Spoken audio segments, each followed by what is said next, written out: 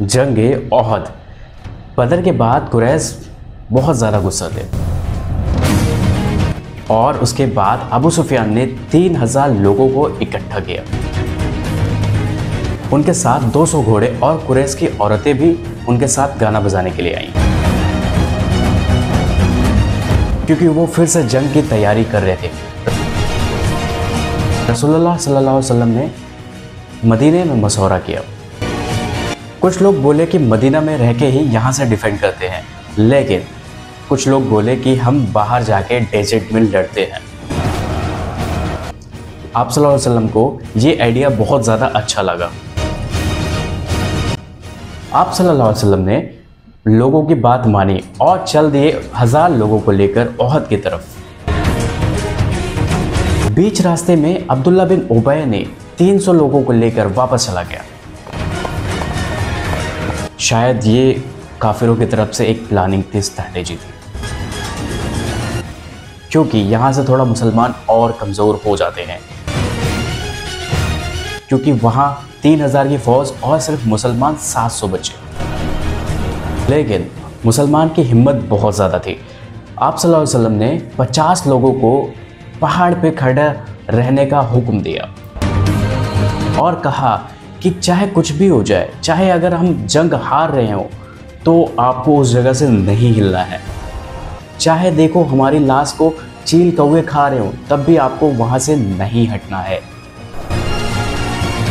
और लड़ाई शुरू हुई। हज़रत हमज़ा ने बहुत ज़्यादा बहादुरी दिखाई। मुसलमान फिर से जीत रहे थे और कुरैश के लोग फिर से पीछे भाग रहे थे। लेकिन जो तीर अंदाज थे वो समझे कि मुसलमान लड़ाई जीत चुके हैं और वहाँ से करीब 9 लोग सिर्फ पहाड़ पे थे। माल लूटने के लिए सारे मुसलमान नीचे आ गए।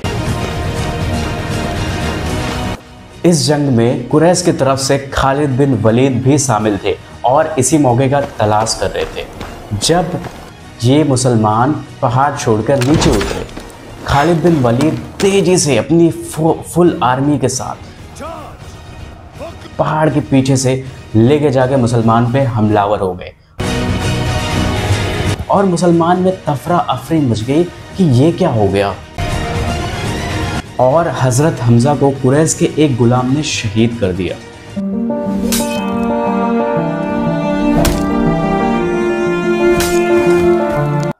आप सल्लल्लाहु अलैहि वसल्लम के दांत टूट गए, उनके चेहरे पर जख्म आया, लेकिन यहाँ तक कि लोगों को लगा कि आप सल्लल्लाहु अलैहि वसल्लम शहीद हो गए, क्योंकि जब खालिद बिन वलीद अपनी फौज फुल आर्मी के साथ आए तो वहाँ से उनकी कुछ फौजों से आप सल्लल्लाहु अलैहि वसल्लम के कैंप तक पहुँच गए।